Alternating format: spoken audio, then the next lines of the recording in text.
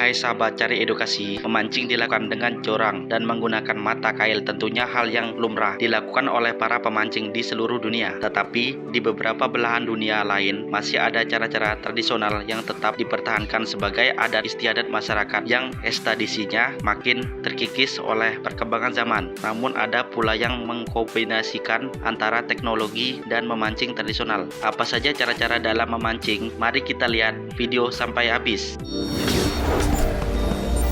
Steel fishing Sri Lanka adalah sebuah negara pulau yang terletak di sebelah utara Samudra India yang berbatasan laut dengan India dan Maladewa. Sri Lanka dikenal karena keunikan tradisi memancing yang hanya dilakukan di negara itu. Namanya steel fishing. Kata steel dalam bahasa Indonesia artinya adalah jangkungan atau enggang-gerang. Di Indonesia kita mengenal alat permainan berupa dua batang tongkat yang diberi tumpuan untuk tempat kaki kita berpijak. Namun di Sri Lanka, enggrang digunakan sebagai alat bantu untuk memancing di laut. Nelayan yang menggunakan metode steel fishing akan duduk di atas enggrang yang menancap di pasir di laut. Karena sudah terbiasa pada nelayan ini sudah tahu cara mengatur keseimbangan dan kapan harus diganti. Metode steel fishing sendiri baru mulai digunakan setelah Perang Dunia Kedua. Saat ini hampir seluruh nelayan di sepanjang pantai negara pulau ini menggunakan metode steel fishing untuk mencari ikan. Unik bukan?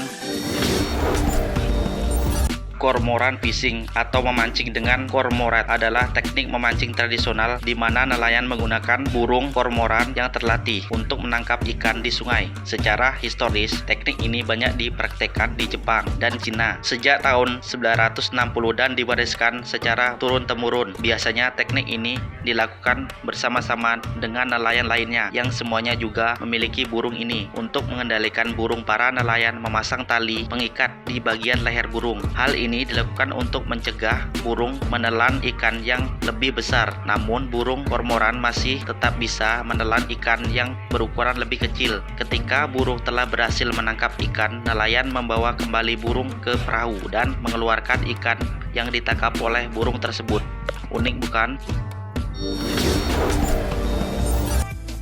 Tradisi Mans, Sulawesi Utara, salah satu provinsi yang terletak di ujung utara Pulau Sulawesi dengan Manado sebagai ibu kotanya. Di sana ada tradisi yang cukup unik yang disebut Mans, tradisi tua menangkap ikan yang dilakukan turun-temurun dengan menggunakan janur kelapa. Tradisi Mans digunakan untuk memperingati puncak surut air laut. Ketika masa berakhir, sendiri menurut masyarakat laut adalah masa pelarangan mengambil hasil laut dan darat yang berlangsung antara 3 hingga 6 bulan. Panjang tali yang telah dililit janur dapat mencapai 600 meter. Kemudian janur akan dibentangkan ke laut sambil dipegang oleh nelayan setempat, lalu menariknya ke perairan yang lebih dangkal yang tertutup jaring alami. Para warga tidak boleh membuat kegaduhan pada proses Mars agar ikan-ikan tidak terlepas kembali ke laut.